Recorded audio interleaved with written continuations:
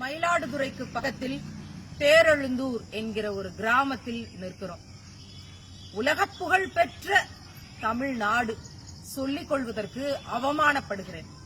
இந்த தமிழ் நிலத்தில் நானும் இந்த சமகாலத்தில் இவற்றையெல்லாம் சகித்துக் கொண்டு வாழ வேண்டி இருக்கிறதே என்று நினைக்கும் போது அந்த குற்ற உணர்ச்சியில், அந்த குற்றத்தில் நானும் பங்கு பெறுகிறேன். இந்த பலகையில என்ன எழுதியிருக்கு அப்படின்னு நீங்க பார்க்கலாம்.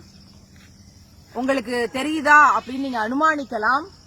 கம்பர் மேடு என்று எழுதப்பட்டிருக்கிறது. ஆம், யாமறிந்த புலவனிலே கம்பனை போல் என்று பாரதி பாடிய ராமாயணம் என்ற ஒரு பெரும் காவியத்தை தமிழுக்கு தமிழாக கொடுத்த, தமிழ் அறத்தோடு கொடுத்த எம் கம்பன் வாழ்ந்து பிறந்து வளர்ந்த இடம் என்று சொல்லப்படுகிற இடம் எப்படி இருக்குன்னு பாருங்க.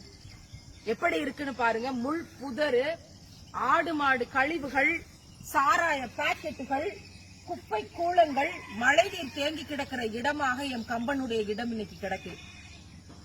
பலகையில மேல என்ன எழுதிருக்குன்னா கம்பர் மேடுன்னு ஆங்கில எழுத்துக்கள் தான் முதல்ல இருக்கு. அதுக்கப்புறம் கீழே தமிழ்ல எழுதப்பட்டிருக்கு கம்பர் மேடு அப்படின்னு. ஏன் இது கம்பர் மேடு என்று அழைக்கப்பட்டதுங்கிறது ஒரு பக்கம் இருக்கட்டும்.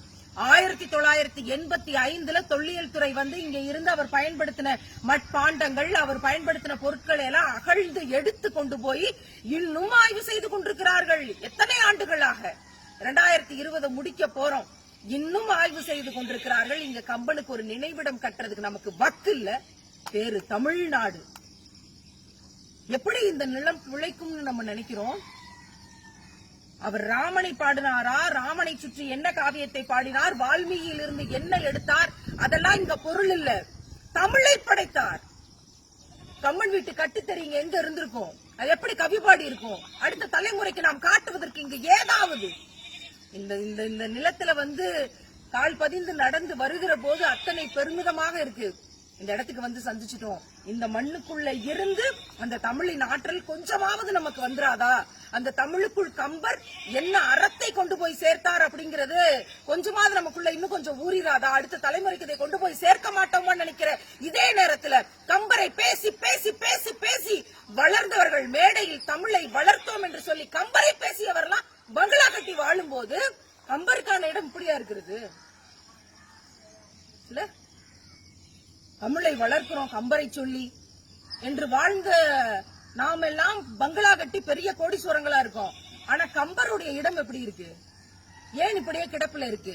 கம்பரின் பெயரில் இந்த கம்பர் மேடுங்கிற இந்த இடம், இங்கதான் அவர் வாழ்ந்தாருன்னு இருக்கிற இடம் ஏன் இப்படி இருக்கு? மிகுந்த ஆதங்கத்தோடு இந்த செய்தியை நாம் பதிவு செய்கிறோம். இதற்கான முன்னெடுப்பை இன்றிலிருந்து தொடங்கணும்னு நினைக்கிறேன். கம்பர் பிறந்த ஊர் இருக்கக்கூடிய மாவட்டம் மயிலாடுதுறை பிரிக்கப்பட்ட பிறகு மயிலாடுதுறை பேருந்து நிலையம், மயிலாடுதுறையின் முக்கிய பகுதிகள், மயிலாடுதுறையில் கட்டப்படக்கூடிய அல்லது இருக்கக்கூடிய கல்லூரிகள், பல்கலைக்கழகங்கள் எல்லாமே கம்பருடைய பெயரிலேயே நிறுவப்படணும் அப்படிங்கிறது நமக்கான பெரிய கோரிக்கையாகவும் ஆதங்கமாகவும் இருக்கு.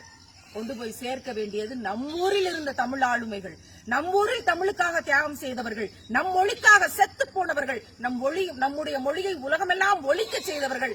இவர்களை காப்பாற்றாம, இவங்க இடத்தை கட்டி காப்பாற்றாம, அதை அடுத்த தலைமுறைக்கு காட்சிப்படுத்தாம இனி தமிழை காப்பாற்றுவது என்பதெல்லாம் பெரிய சவால். அதற்கு முன்னால் கம்பரின் மேட்டில் இருந்து உறுதிமொழி ஏற்கிறோம். கம்பர் மேடு இன்னும் சில காலங்களில் விரைவாக இது ஒரு கம்பரினுடைய நினைவிடமாக கட்டி எழுப்பப்பட வேண்டும். அதற்கான முயற்சியை இணைந்து முன்னெடுப்போம். இந்த செய்தியை அடுத்த தலைமுறைக்கு கொண்டு போய் சேர்ப்போம். கம்பரினுடைய தமிழை பேசுகிற யாவரும் கம்பர் மேட்டையும் இனி பேசட்டும். தமிழ் வெல்லட்டும். புரட்சி ஓங்கட்டும்.